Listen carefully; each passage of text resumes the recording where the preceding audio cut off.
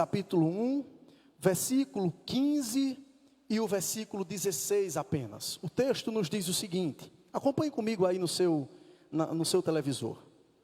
Pelo que, quando estendeis as vossas mãos, escondo de vós os meus olhos.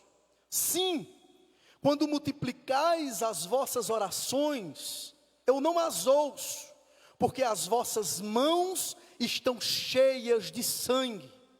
Lavai-vos, purificai-vos, tirai a maldade de vossos atos de diante dos meus olhos, cessai de fazer o mal. Bendito seja a palavra gloriosa do Senhor Jesus Cristo de Nazaré. O texto, meus irmãos, que nós acabamos de ler, é um texto, acima de tudo, confrontador. É interessante porque Isaías, meus queridos, ele era um cidadão de Jerusalém, um homem altamente estimado, um homem de extrema confiança de Ezequias, que reinava naquele período. Para você ter ideia, ele era um dos conselheiros do rei. A tradição, meus queridos, os livros nos mostram que, e relata que após a morte do rei Ezequias, Manassés, o seu filho, foi quem subiu ao trono. Contudo, Manassés, ele não conseguiu herdar a fé e o temor ao Senhor que o seu pai tinha.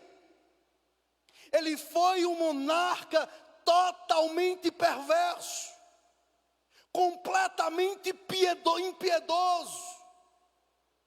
Nós iremos perceber, meus amados irmãos, através das escrituras, através dos estudos, através dos livros que estão falando extra-bíblicos, que nos falam sobre a história, que provavelmente Manassés foi responsável por a morte do profeta Isaías, que morreu de forma cruel, que morreu de forma impiedosa, sendo literalmente cortado ao meio. E aí, meus irmãos, Isaías, ele escreve o livro que leva o seu nome.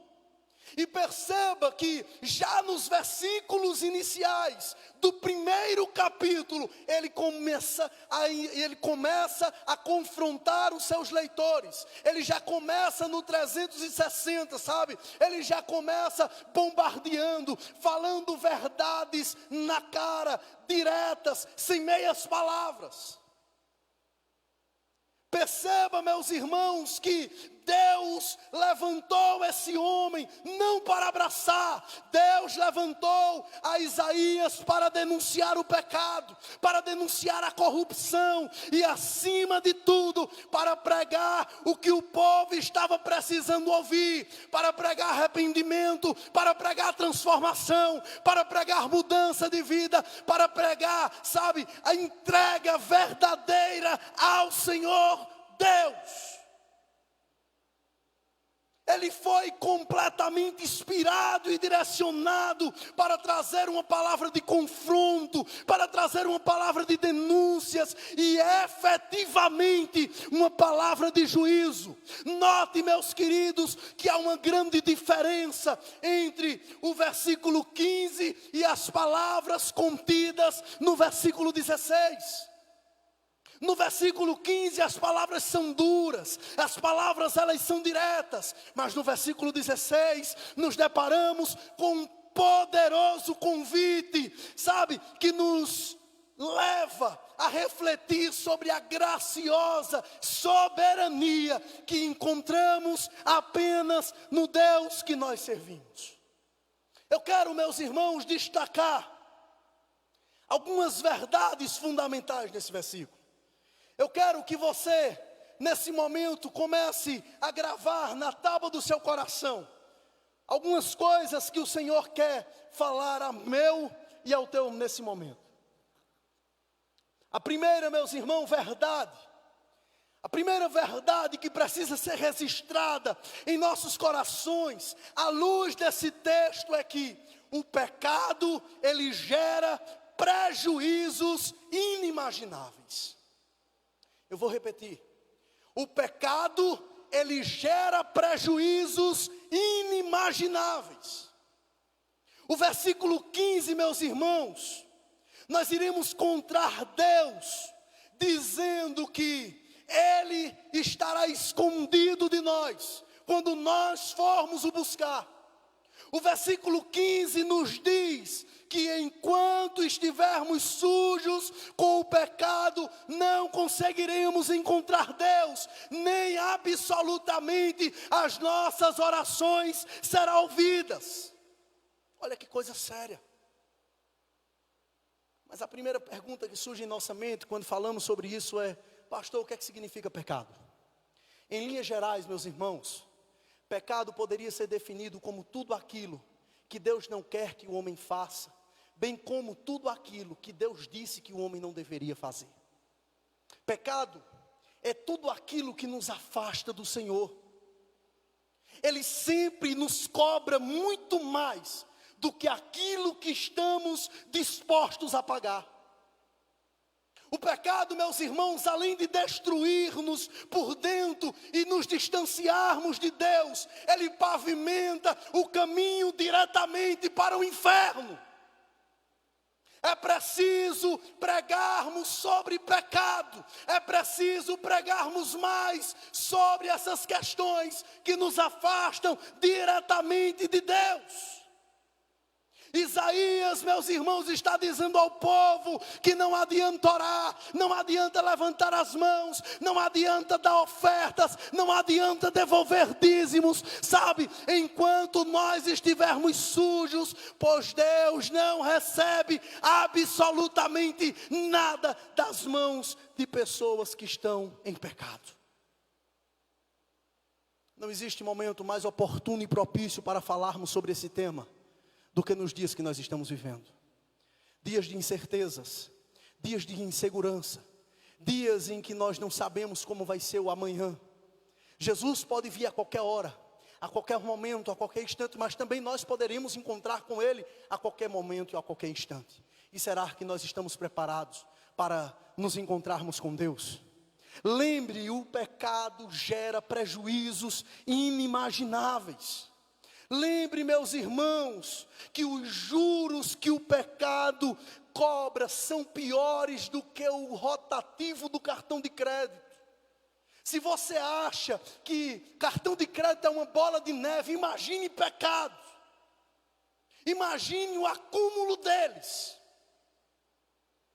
É isso, sabe o que Isaías está dizendo aqui no versículo 15? É justamente sobre essa questão. Ele está dizendo: quando estendeis as vossas mãos, escondo de vós os meus olhos. Você já parou para pensar sobre isso? Você já parou para pensar que talvez você esteja parando um pouco a sua vida para falar com Deus e Ele esteja se escondendo de você? Você já parou para pensar que talvez você esteja orando e as suas orações não estão passando do teto, porque as suas mãos estão sujas? É tempo, meus irmãos, de nos preocuparmos, não com a doença, com o que nós iremos comer, com o que iremos vestir. Te preocupa com a tua vida espiritual, te preocupa com o teu relacionamento com Deus, te preocupa com o que realmente precisa ser prioridade em tua vida. O pecado, ele também destrói absolutamente o nosso relacionamento com Deus. Quando estamos cometendo iniquidades e fazendo aquilo que desagrada ao Senhor, literalmente, nós andamos sozinhos. Literalmente, nós estamos à mercê de nós mesmos. Então, busque Jesus para perto de ti. Abandone o pecado. Como eu disse, o versículo 15 é um versículo direto, de palavras duras, sem meias palavras. E é isso que a gente está vendo. Ele literalmente fala sobre o pecado. Mas perceba que no versículo 16, meus amados irmãos, ele nos diz o seguinte: lavai-vos, purificai-vos, tirai a maldade de vossos atos de diante dos meus olhos, cessai de fazer o mal. E aqui eu quero destacar a segunda verdade. A primeira é que, lembre que o pecado ele gera prejuízos inimagináveis. E a segunda verdade que eu quero ministrar ao seu coração é que a única forma de encontrar Deus é absolutamente abandonando o pecado. A única forma de encontrar com Deus é absolutamente abandonando o pecado. Perceba que o versículo, ele vai utilizar 4 verbos para falar sobre a mesma coisa. 4 verbos, sim, olhe comigo, versículo 16, primeiro verbo, lavai-vos, segundo verbo, purificai-vos, terceiro verbo, tirar, quarto verbo, cessar. Então note que ele fala, lave-se, purifique-se, tire e cesse, tudo para falar que é preciso sair de perto do pecado. Olha que coisa séria. Lavar, o que é que significa lavar? Lavar, meus amados irmãos, é um verbo transitivo, que pode ser direto ou indireto, e que traz a ideia de eliminar as impurezas, e de fazer absolutamente uma limpeza, uma antisepsia em todo o nosso corpo, como também em nossa alma. É isso o que o profeta está dizendo que nós precisamos fazer. Em seguida ele diz, purifique-se. Também é um verbo transitivo direto, que traz a ideia de remover, que traz a ideia de se afastar, que, sabe, ministra no sentido de bater em retirada, de partir, de abandonar e, acima de tudo, de largar todas as coisas que não agradam ao Senhor. Depois, ele fala sobre retirar. O que é que significa retirar? Dentro desse contexto, meus irmãos, se refere a afastar-se, se refere-se a, abandonar todas essas práticas, todas essas condutas, todas essas atitudes que desagradam ao Senhor. E por fim, ele utiliza o verbo cessar. E esse verbo, ele tem uma conotação, meus irmãos, de dar fim, de deixar de existir, de parar, de não prosseguir, de colocar um ponto final. Isso é o que Isaías está querendo trazer ao coração de cada uma daquelas pessoas que estavam ouvindo essa mensagem. Entenda, meu querido, de uma vez por todas que é preciso resolver todas as pendências com Deus. Entenda de uma vez por todas que é preciso voltar-se urgentemente para o Senhor. Lembre desses 4 verbos. Lembre-se que é preciso lavar-se, é preciso purificar-se, é preciso retirar todas as coisas que não agradam ao Senhor, é preciso cessar de fazer as coisas que entristecem a Deus, sabe? Purificar dentro desse contexto traz uma ideia de tornar-se puro, de livrar-se de todas as impurezas. Eu não sei como está a tua vida com Deus. Eu desconheço o que você faz no íntimo, no oculto, no secreto do teu quarto, mas Deus sabe. Deus sabe de todas as coisas que você tem vivido. Deus sabe de todas as coisas que você tem realizado. Cuidado para você não ser reprovado por Deus. É tempo, meus irmãos, de começarmos a compreender que o pecado é terrivelmente prejudicial.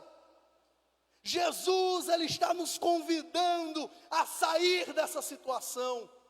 Perceba que Deus está falando por intermédio de Isaías: lavai-vos, purificai-vos, retire, cesse. Chegou a hora de mudar de vida. Chegou a hora de deixar Jesus ser o arquiteto da tua existência. Abandone a mentira, abandone o adultério, abandone a prostituição, abandone o roubo, abandone as práticas condenadas pelas Sagradas Escrituras, abandone tudo aquilo que desagrada e sobretudo entristece ao coração de Deus. Abandone urgentemente, porque o pecado ele é uma propaganda enganosa e ele sempre vai nos cobrar muito mais do que nós esperamos. Ele nos promete prazer, mas no fim ele cobra a nossa própria alma. Cuidado, se você está fazendo a coisa errada, se você está vivendo de forma desonrosa, se você está vivendo contrário às Escrituras, se existe alguma coisa ainda que dá legalidade para que o inimigo tenha poder e autoridade sobre sua vida, mude. Peça força ao Senhor a partir dessa palavra, que ela se sobressaia como um divisor de águas em sua vida, e que a partir de hoje você possa dizer: eu quero fazer a coisa certa, eu quero ser ministrado pelo Senhor, eu quero agradar ao meu Deus, eu quero fazer tudo aquilo para engrandecimento e propagação do seu reino. Que Deus abençoe sua vida, que Deus derrame da sua unção e que Ele tenha piedade e misericórdia de todos nós. Que nós possamos olhar para esse texto, para esses 2 versículos que nós trabalhamos, e que nós possamos dizer: Senhor, me ajuda para que eu possa, neste momento, mudar a rota e o curso da minha própria vida. Amém, meu irmão? Que Deus te abençoe em nome de Jesus.